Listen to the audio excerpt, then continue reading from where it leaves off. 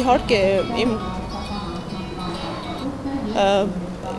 մենք բազմաթիվ անգամներ ենք ընտրովի արդարադատության ականատես լինում, երկակի ստանդարտներ են, ընտրովի արդարադատությունը բացառապես կրկին ընդգծում եմ մարդու քաղաքական ընդդիմադիր հայացքներով պայմանավորված։ Իհարկե,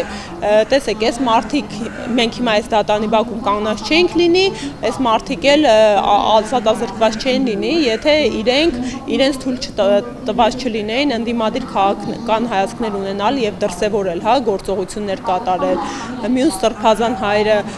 չէր ունենա նույն կարգավիճակը։ Դասական ընտրովի արդարադատության պայմաններն ու մարդկանց նկատմամբ կրկին ընտրովի վերաբերմունքը այն մարդով համագործակցում է իշխանության հետ, լինի մշակութային գործիչ, վերջացած մինչև քաղաքական գործչից ու հասարակական ու տարբեր բնույթի կազմակերպություններից, եթե մարդը իր դիրքորոշումը զսպում է կամ ունի իշխանահաճո վարքագիծ եւ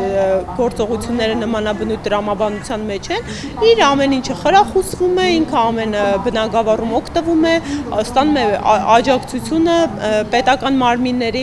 իսկ հակառակը, եթե մարդը իրեն թույլ է տալիս օբյեկտիվ իրականությանը գնահատական տալ, որովհետեւ օբյեկտիվ իրականությունը այն է, որ այս մարդիկ բազմաթիվ կարմիր գծեր են հատել ու շարունակում են հատել դրանք, իսկ նորմալ adekvat հայ մարդը չի կարող այս ամենաթողությունը այլևս հանդուրժել։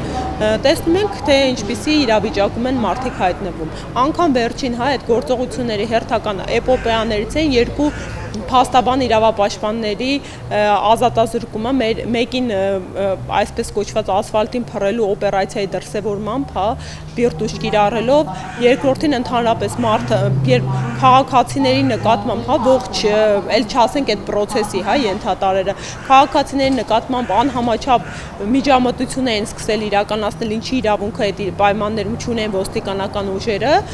իրավապաշտպանը ընդամենը ձեռքերը վեր խաղաղեցնող բնույթ էր իրականացում, երբ կողքը ծեծում էին քաղաքացիներին, ոստիկանները, այդ մարդու ձեռքերը բոլորում բերման են ենթարկում, հետիք չի, որ դրա իրավունքն է չունեն, արդյունքում է 2 ամիս կալանք են կիրառում, կրկին։